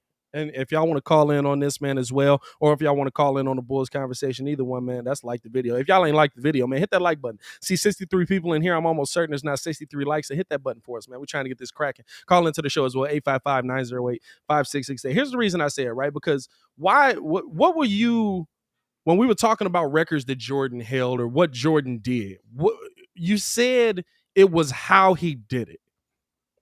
It was like Jordan did this way because he was Jordan, but then like he kept doing it. He kept showing it. He kept dominating. It was like, oh yeah, I got the record, and now I'm going to like continue to destroy everything you think you might do coming up because I got the record, and you're gonna have to do 3 times as much to ever even think about getting by me. Jordan, the way Jordan broke the narratives, you got to look at, and that's like he couldn't win a championship because he's a scorer. Did it 10 times. He was a scoring champ 10 times and got 6 rings out of the 10. Like, that's unheard of. To put that into perspective, Steph, as great as he is only a 2-time scoring champ. LeBron is a 1-time or 2-time scoring champ. KD is a 1 or 2-time scoring champ. No, KD is a 4-time scoring champ. Mike did it 10 times. And so this is what I'm saying. Wait. You gotta run through the Mike records. I know you got them in your head. Run through how Mike dominated. And it's not even my favorite player. It's not even my favorite player, dog. That's the crazy part. I always say this: Karl Malone is like criminally underrated simply because there was a guy named Michael Jordan that existed. Karl Malone would have 4 scoring titles if it wasn't for Mike. Potentially 2 rings if it wasn't for Mike. Like, he changed legacies all because people said he couldn't do it. And not only did he do it, I mean, he did it on a grand scale. Yeah. You break that down to like what we have now. I don't the level of impact Steph has on the game can only be compared to a Michael Jordan. That's why I say this, right? Because you look at Steph. Now, yes, he does shoot the 3 ball. He's not as big. It's not any less dominant. It's not any less and he wins while doing it. Now, listen, as much as we want to say, well, Michael Jordan got to the finals and he never lost, there was a lot of up and down. There was a lot of like when he got to the finals, yes, he was the greatest that we'd ever seen in our lives. But before that, there was a lot of up and down in there. But most 3-pointers per game in NBA history, Steph 3.7. Or I'm sorry, he averages 7 made a game. Most 3-pointers in a single season, he holds the record, 402. Which he's going to break this season. Most games with 10-plus 3-pointers in NBA history. This is the previous record was 3. It's now 21. Most 3-pointers made in a calendar month, 96. I'm talking about records that, if we're being honest, will not be broken. I'm not going to say that. These are records to me. Listen, we can say he's a 3-point shooter. We can say there's a lot of people that shoot 3-pointers, but not like this. You know what I'm saying? Like, not like how he's doing it. Like, yes, James Harden is there and he's coming up right behind him. I can't say never. You know what I'm saying? I can't say never. The reason I was going to say that is because very difficult records. James Harden is number 5 on that list. James Harden has 2,500 threes. James Harden's career will end before he has a chance to break a lot of these records. Maybe. Because he's older than Steph, right? James Harden, 33? How many years did he stay in college? He stayed longer? Because I think he was drafted later. No. I think Steph was drafted in 09. Maybe he was older, but James definitely older. Because Steph is 32? Or maybe they're the same age. Maybe they both are the same age. Because James Harden is 32. James 32. Okay, so they're the same age. Steph is Steph is 30. Steph might be older than actually. Steph is older than him. Steph is 33. It's only a year, but it's only a year. 33. But even so, these records are already established. I'm not even done yet, y'all.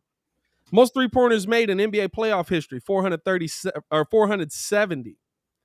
The next closest player is LeBron James with 432.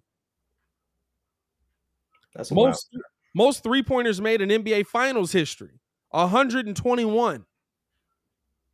Most games with 50-plus points and 10-plus three-pointers made, 7. 7 times. I feel like we talk about Steph because of his size. Fam, if I really went through, okay, hold on. No, okay, all right, we coming to the end. Most seasons with over 200 three-pointers made, 8. Fewest games to hit 2,000 three-pointers made, 597. That one might not be broken again. That one, you're going to have to be a better shooter than Steph to do that. That'll be interesting. And then highest scoring average ever by a player who shot 40, 50, 90 in a season, 30.1. That's crazy. But when we're talking about domination, we don't look at Steph Curry. When we're talking about domination, we don't look at him because of his size. Because to dominate, you got to be like Shaq. You got to be like Jordan. You got to be like Brown. You got to be able to move people out of the way. You got to be able to go through people, do anything it takes to get a win. But when I look at Stephen Curry now, especially holding the record, especially where he's absolutely the greatest shooter of all time, it's not even a question. And whether you think KD did what he did or not, Steph Curry's a big reason they got there. Steph Curry's a big reason. He's a big part of what they do in those NBA Finals. Stephen Curry wins the championship without KD. He's got 2 of them, right? Yeah, he's got 2 of them without KD, right? Or just one? One without KD. KD got 2? KD got 2. Steph got 3. Yeah. Steph, a big part of that. What he did last season by himself. It's him and Draymond Green. You know what I'm saying? Like, to me, when we always look at these guys, we look at guys like Isaiah Thomas. We look at guys like, oh, these are the guys you compare him to. And to me, yeah, IT won at a great level. But IT wasn't able to do it as long because of the game he played. He was getting the heck beat out of him in the paint. That's why IT's career ended short. Like, he was that size, but he was also trying to be Jordan. Steph's doing all this, and we could legitimately see this for another 6 years? 4 or 5. 7 years? You know, the interesting thing is, it's just how you quantify it. His impact on the game far outlasts any record he breaks. Like right now, go to a gym. Yeah. Go to a gym. The game is played this way now because of Steph. That's it. You can't even deny it. Turn on the TV right now, watch a game. Yeah. The game has changed because of Steph. That's a level of impact that no one's had since Mike. Not LeBron, not Kobe. Jeffrey, I keep saying, now listen, this is the one thing. I'm going to address this real quick. He said, did the league have to change rules because a player dominated too hard? Several times. They changed rules that made, let's not cap with it. They changed rules that made the game easier for Michael Jordan. It's not just Michael Jordan. Michael Jordan dominated the most. Made plays easier for everybody there. It made stars be stars. It did. Now, Michael Jordan still dominates on zone. Michael Jordan still dominates on any system you put him in. I'm not taking that away. Hey. But it absolutely, if I got that 5-second rule, Charles Barkley. Yeah. Back to the basket, Charles Barkley. They changed it because of Charles Barkley. They changed rules because of Shaq. Shaq is the most dominant player you've seen outside of Mike. That's who they changed rules to hurt right there. Shout out Jay saying Wilt. They changed rules to hurt Wilt's game. They changed rules. It didn't work. Hey, it didn't work. I love Wilt's quote. Like Wilt has this quote hating on Mike saying they changed games for you to dominate. They changed games so I couldn't. Changed rules so I couldn't. It's not true. Kareem, they changed rules for Kareem. Didn't work. Dominated. Kareem's still one of the most decorated and probably the legitimate GOAT. The rules don't matter with God level talent. It just don't. You know what I'm saying? Put them in whatever rule. You know what? What was it? Phil said Michael Jordan is great think it was Phil. He said Michael Jordan's great because he will beat you with his team, but I could take him and put him on your team, and he would beat us with your team. Yep. He had an engine that never shut off. But to me, those are conversations we don't have about Steph because he's not 6'6". And Steph, whether you say he's not a point guard, I'm sorry, that's the point guard position right now. Whether you say he's not a point guard, whatever you want to say, to me, how he's done the game, his impact on the game, how he's dominated what he does well. What did Jordan do well? Jordan flew. Jordan got so many posters. If you can watch hours of Jordan dunks. Hours. I've done it. Yep. Hours. You know what I'm saying? Like, if you look at how Stephen Curry dominates the game, it's Jordan-esque. That's no disrespect to Jordan. It's not putting Steph where he don't belong. And I think that we need to start having these conversations. At what point do we have the conversation? Now, of course, he's got to win a little bit more, but at what point do we have the conversation of Curry versus Jordan? We don't. Because with Bron, we just jumped it there. We never had that conversation. Why? Because Steph doesn't dominate the game that way. That way doesn't mean he can't. He doesn't dominate the game that way, and he won't win that way either. Steph said it best. He's the GOAT shooter. He's the GOAT shooter. I give him that. But if you have to sit there and tell me to start a team, and you gave me the best people in the league now, if KD and Giannis are not the top two, you stupid. KD's, you know what the crazy thing is? KD right now as a jump shooter, 49% from the field. Yeah. 7-1 dribbles like a guard. You can't do anything with it. Hey, I agree with you. I agree with you. So like, not to take away from your thing. Like, if we're being honest, KD's probably one of the greatest players we've ever seen dribble a basketball. He is. I think he is. I will put him over Kobe when it's said and done. If he wins more. This is the thing. To win, KD went with Steph. KD went with what was already working. Steph did that before KD got there. Now, not to say that Steph automatically wins those rings if KD's not there, but I'll tell you this. I think people remember the KD championships because it was KD versus Bron. It was a more exciting championship. But I'm going to tell y'all this right now. Bron didn't stand a chance versus those Golden State teams when they was right. They ran them out the gym. Bron was great. But the ball movement, we remember that year differently, dog. The Cleveland Cavaliers with a healthy Kyrie and Kevin Love were on par with Golden State Warriors, which is why they lost. Never were healthy. You know what I'm saying? Never were healthy. They were healthy in the finals, and I don't blame. Like, I don't look at that 3-1 comeback. But that's a KD year though. No, 3-1 was not KD because they lost, because they were up 3-1 and lost. They got KD the next year, and then they won 2 in a row, and then they lost the last one when everyone got hurt. Yeah, no. If you look at that season with the Cavs against Golden State, the team that had the record for most threes in the game were the Cavs. The team that had the record for most points, where they were going back and forth about it, were the Cavs. The Cavs were a monster. Cavs were great. Hey, you had Kyrie Irving, who I'm not talking about the 3-1 year though. But it's only 5 years. That's crazy. It's 5 years. It's only 5 years. They only played 5 years. They won. They beat Brown without Kyrie and Kevin Love. Then they double it up. They get Kyrie. Kyrie's healthy and stuff like that. They go up 3-1. Then they lose. Then they go get KD. They win 2 in a row. Wasn't there though. Who got hurt? What are you talking about? Somebody got hurt in that 3-1 finals, didn't they? No, someone got hurt. Someone got suspended. Draymond got suspended. Dre got suspended. Dre got suspended. Bogut got hurt. Yeah. Right. So that was their interior defense. Yeah. They have that.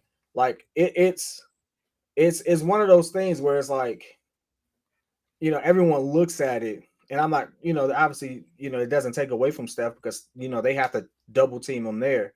But the reality of the situation is that Cavs team was a lot better than we give credit, and that Warriors team was a lot more human than we remember.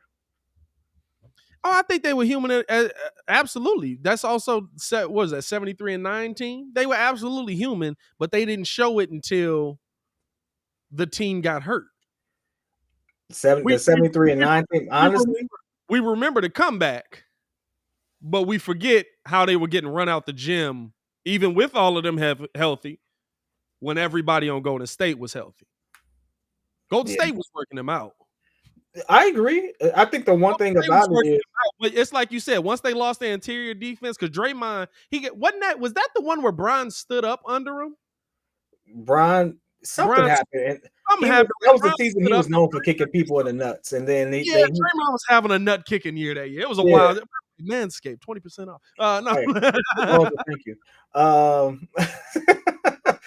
But no, like Draymond, you know what I'm saying? In all sincerity, though, like that was probably like the best basketball we've seen. Now, here's the thing: going with the KD years, I don't even look at KD as being weak. You all have to understand. The Cavs re-upped. And they came back with the same squad. Yeah. Golden State lost to get KD. They lost some people. But KD became the focal point. KD was so good, they deferred to KD. And if you really look at it, it was still a very even matchup. It's LeBron versus KD. It's Kyrie versus Steph. Yeah. And you can have a consortium of people to deal with Klay because Klay wasn't getting the same touches. So it's like if you really put it into perspective and give it real context, those series was a lot closer. It was just a matter of, hey, one guy who wanted to build a super team beat another guy that built a super team, and facts. That's it. I just get it. Like, you know what I'm saying? Like, to me, I've always like I just feel like we had the conversation about the narratives. You know what I'm saying? And shout out for the super chat from Javo, man, about the narratives on it. This is a narrative you want to say? No. I'm just saying about the narratives was like, to me, why doesn't Steph, because he can't guard Mike one-on-one? You know what I'm saying? The conversation is always, is he the GOAT based on could you beat him one-on-one? I hate to tell y'all this. If that was the case, we could settle a lot of this just by playing the one-on-one again in the All-Star game. Which I would love, by the way. Which I would love. They'll never do it because mugs make too much money and they know mugs would actually go at each other. But if you're comparing, like, for one, like I like you're comparing it one-on-one, you're not comparing it to what would really happen. Like, you're not comparing it to, like, we don't compare like Jordan versus Steph to could Jordan. You shouldn't compare Jordan versus Steph to can Jordan guard Steph. Would who was it, Ron Harper or whatever, be able to come off of 3 screens in a row while Steph gets wide open and pulls up for a 3 that's 45 feet away? You have to measure it by impact on the game. You can't measure it as this person individually taking on this person. Iverson says it best. You know, when he was going against Kobe probably had a hard time sticking him, but he definitely couldn't stick Kobe. Yeah. He has many interviews saying that. Yeah. Steph. So it's like, you know, like Steph is not going to stick a KD. Steph can't stick LeBron and stuff like that, right? It's a unfair comparison. Depending on which Steph we get, because Steph defensive rating this year is ridiculous. He clamping up. I'm not gonna lie. If I got LeBron on my team and Steph is sticking him, hey, post. Hey, you post. This is easy money. You in trouble. You in trouble. Hey, we gonna get this boy in foul trouble quickly. He ain't gonna be able to put up 12 threes this game. Yeah.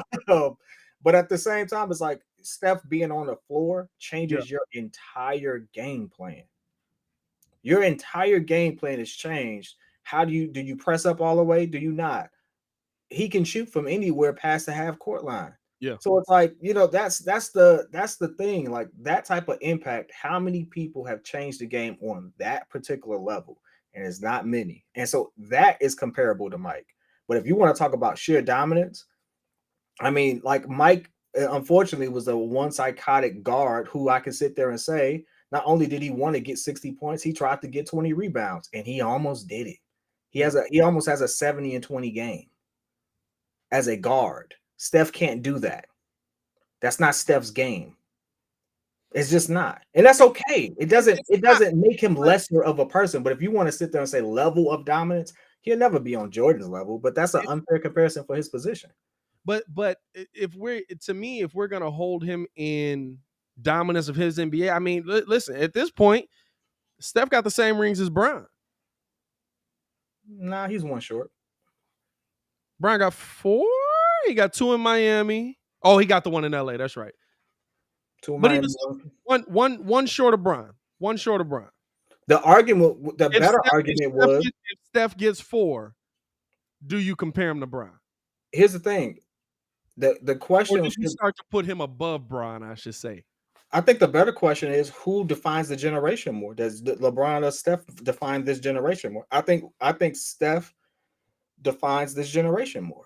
Steph made basketball accessible to people it wasn't. Yeah. Steph's what, 6'2"? 6'2"? Steph made 5. I mean, listen, it was Trae Young 5'11". I don't care what nobody say. Steph made 5'11" Trae Young have the ability to play in the NBA. And take the shots that he take. Because if you look at it, everybody forget Jimmer for that. Jimmer was pulling up from back then too, and they told that boy to sit down. He wasn't taking 8 threes a game.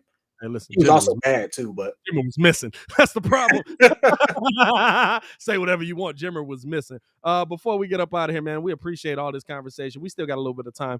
This dude in the chat thinks that we still win 6 rings without Pippen and that we could have replaced him with anybody. Am I tripping or is he? You can't replace Scottie Pippen with anybody. That's a dumb statement. You can't replace him with anybody, but it doesn't have to be like Michael Jordan needed somebody competent and who can actually, you know, he didn't need the top 50 greatest player to be Michael Jordan. I don't think he did. Could you?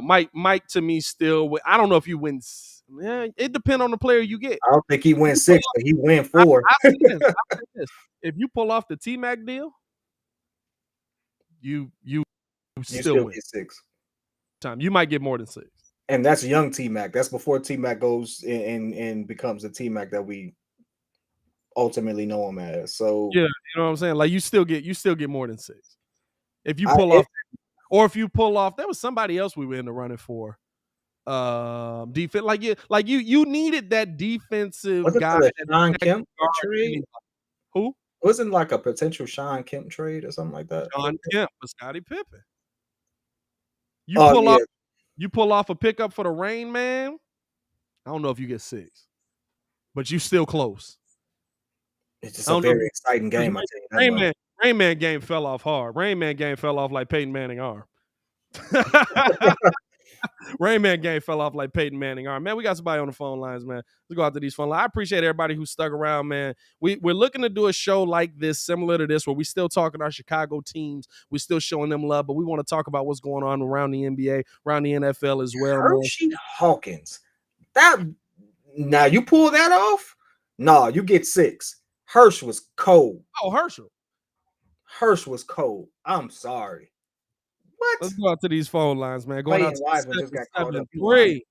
What's going on, man?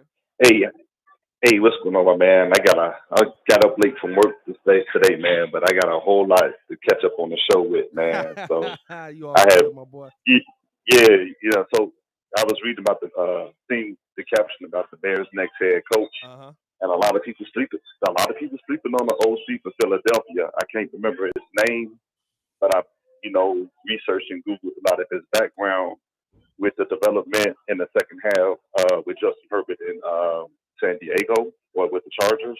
And then I'm looking at the progression he's doing with Jalen Hurts right now. And a lot of their play designs where they actually run the ball a lot and, tailor their game plan to a lot of what the team is built for.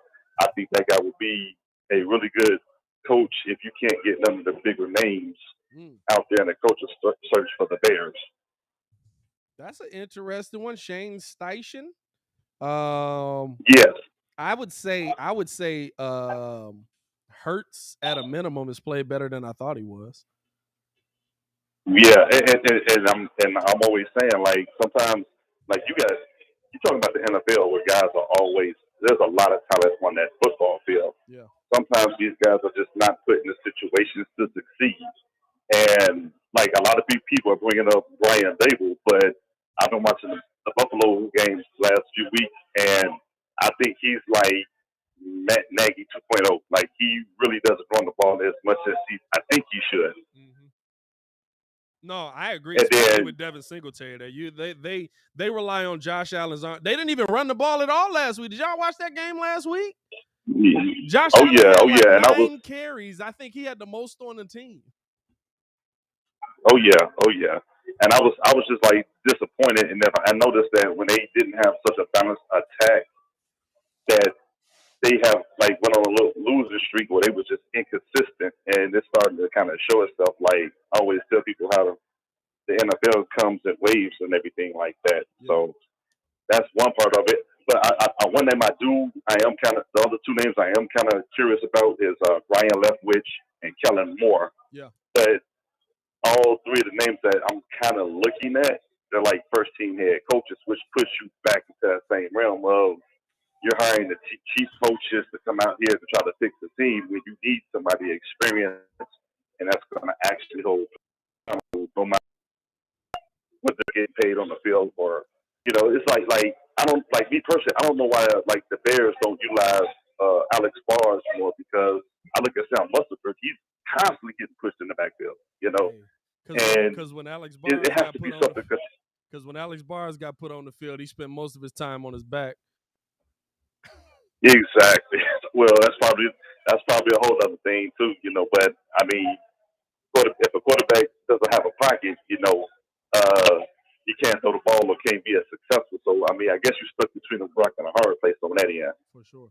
So, and then the second thing I wanted to bring up is, you got a point about the rule changes when you talk about the basketball with LeBron and Steph and everything. I don't think Steph gets as much credit in terms of a basketball player, because the narrative in the NBA is we have to have a player's talent level matches the physical traits in order to be the face of the league. And because Steph is not, like you said, because Steph is not 6'6" or 6'7", he's going to always be overlooked. And so on. And then when we talk about like the rule changes, you bring up a good point where they changed the rules to suppress Wilt's game. But then I noticed also that when they started, calling the flagrant and everything, that came from the Pistons clotheslining people when they came to the lane. And then when you look after the Malice and the Palace, that's when they started reinstituting the hand checking rule. So now you got basketball that's just so watered down right now, because I look at every turn on any game that you watch, just spread the floor out, pick and roll, ISO. You know what I'm saying? I was just watching Bulls versus Pistons and the Lakers versus Celtics. They got full games on YouTube that you can go back and watch. Yeah. And these guys, I'm talking about all 5 players moving, setting screens, having designed plays where everybody was involved. And basketball is just so watered down now. Like, I question anybody after 03. I can't really, me personally, I can't ever put them in that transition, that transcended player realm, because the league is so watered down. Like, if I look at Steph and LeBron and KD, I'm like, if you put them in the 90s, I don't even know if they can hold up physically, because now they can't use their athleticism, because you're going to kind of get beat down. I mean, look what it did with Jordan, and that took away from his game to a certain extent. I always say, and I the one player I give y'all, I always said Steph in the 90s wouldn't survive. He proved me wrong. But the one player, like, to me, cream always rises to the top. If you're that kind of player, if you're that God level talent of a player, in the 90s, Brown would be a god. In the 90s, I'm gonna be honest with you. There's a lot of players in the 90s, or from today's day, that in the 90s would like dudes that we don't even think would be good, would be like some of our favorite players all time if they played in the 90s. The athleticism, and it don't take away from it, but that athleticism, like DeMarcus Cousins will be the best big man of all time in the 90s. But and then at the same time, and I always tell people, I'm like, now you look at that other, like, guys from the 90s that played in today's game. You're looking at guys like we don't talk about that help breed a lot of these young point guards and stuff. People sleep on Rod Strickland, That's because Mike destroyed entire legacies. Yeah, they sleep on Rod Strickland, who groomed a lot of these point guards from Derrick Rose to John Wall to I mean, you name it. You know, he's on a lot of these good coaching staffs. You know, and then it comes back down to the NBA's narrative of what they want, who they want to promote, what they want to promote. Like I think, like personally, I think that Hall of Fame thing is a joke because why don't we have a guy like Mark McGwire in the Hall of Fame yet? We got Vontae Divac in the Hall of Fame, but we don't have Mark McGwire. Facts. He took that back seat. You know what I'm saying? And we up against the clock, my boy, so we appreciate the call, all right? Okay, my man. All right, stay safe out there, my boy. Nah, I like we look at the 90s like it's the god level of basketball, and it's a great era. But there's a lot of players from this year, from now, that would dominate back then. And Mark Aguirre is a good one. Me and you bring up Mark Aguirre all the time, how he basically was like, I want to win some rings, so I'm going to just stop scoring 25 a game. Mark is an interesting one just because, you know, we have to realize that Mark played on a team that didn't get a lot of love. He was putting up Jordan-esque numbers. If you go look at it, he's putting up Jordan-esque numbers. But he played for Dallas at a time where Dallas wasn't. I mean, Dallas sometimes still gets overlooked. I mean, they got statistically one of the best people. Like, people don't even realize Luka made the top 75. There was a whole new team, wasn't it? It was in the 80s. Team at that point, yeah. I know we got 6 minutes left, so I'll make this point real quick. Luka is on the NBA 75, or would be on the NBA 75 if you based it off of ability and skill, right? But he gets overlooked all the time because I don't like. If I ask the average person to name the top 10 players in the league, Luka comes up very seldomly. But Luka honestly does everything you would want him to do and averages LeBron-esque numbers, right? So it's like it's these it's wild if you look at his stats. Now listen. I will say this about it don't translate to wins, but no, it ain't even like Luka. They defensive efficiency with him on the court and off the court is disrespectful. It's wild. With him on the court, it is the worst in the NBA. Worse than Trae Young. Literally a top 2 defense in the NBA with him off the court. Crazy, ain't it? And so like the whole thing about players not existing or like Steph not lasting in the 90s, you say prove it. Anyone ever saw prime Gary Payton? Physically, prime Gary Payton, it was a taller version of Trae Young. What I mean by that is that man was frail. That man was skinny. He was skinny. Go look it up. He was skinny, right? Much weight on Gary. There's a lot of players from the guard position. KJ is one of my favorite, the mayor, Kevin Johnson. Get a lot of hate. Averaged 19 and 10. Only got beat out by John Stockton for assist leaders for several years in a row, right? 190 pounds, bro. Stop. Bro, hey, listen. He was skinny. He was real skinny. Jesus. Hey, so I mean, all I'm saying is these players would have probably adapted.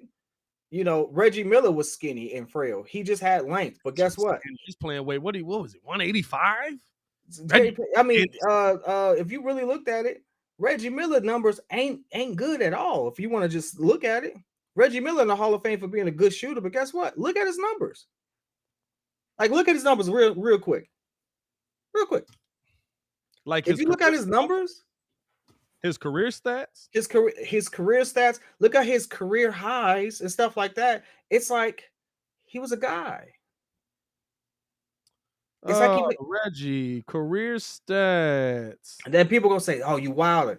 Listen, I love Reggie, but when I look back and I was like, "Yo, he's on the list," 16, and he was like, "I shouldn't be on the list." I was like, "God dang, he probably shouldn't be on the list."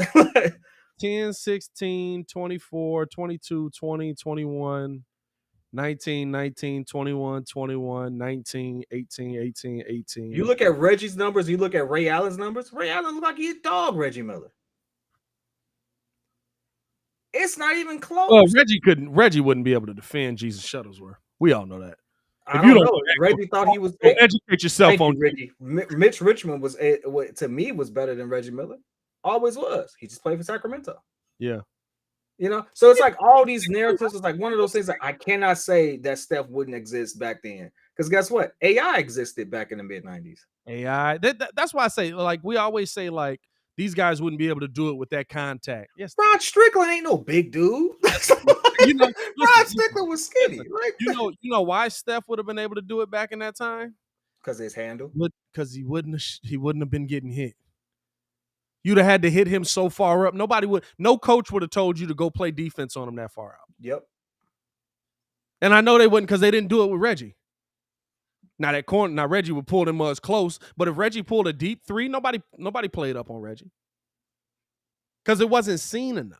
Hey, John Stockton is a steals leader by a large margin. Yeah. He's the most unassuming dude you've ever seen in your life. If he walked past you right now, you wouldn't know who he was. I would. You always say that. I swear I would. But you know why? Because I made it a point to know who he was when he said he walked through Tokyo and nobody paid any, or not Tokyo, where they was at. It was Barcelona. Disneyland. He walked through Barcelona and they was all like Michael Jordan, Magic Johnson, Larry Bird. It was like, do you know the team? You know these guys? Like, I'm just an unassuming white guy. And guess what? He does look like an unassuming white guy. It's not his words exactly. So I'm like, yo, dog. It's John Stockton. If I see John Stockton on the court right now, I'm not gonna know who he is. I probably think I'm gonna give him buckets. This man is probably the most defensive-minded guards, best defenders in our league history. Hey, you're not getting past Stockton. I'm not getting past him, but I'm gonna talk that stuff like I would. Rocking with us, man, as always, man. A lot of love to y'all, man. We're gonna be doing a lot more shows like this, man. It's your boy Pat the Designer. As always, joined by the pettiest man alive, Mr. P Kid. Hey, yo, Chicago, y'all stay safe out there, man. Peace.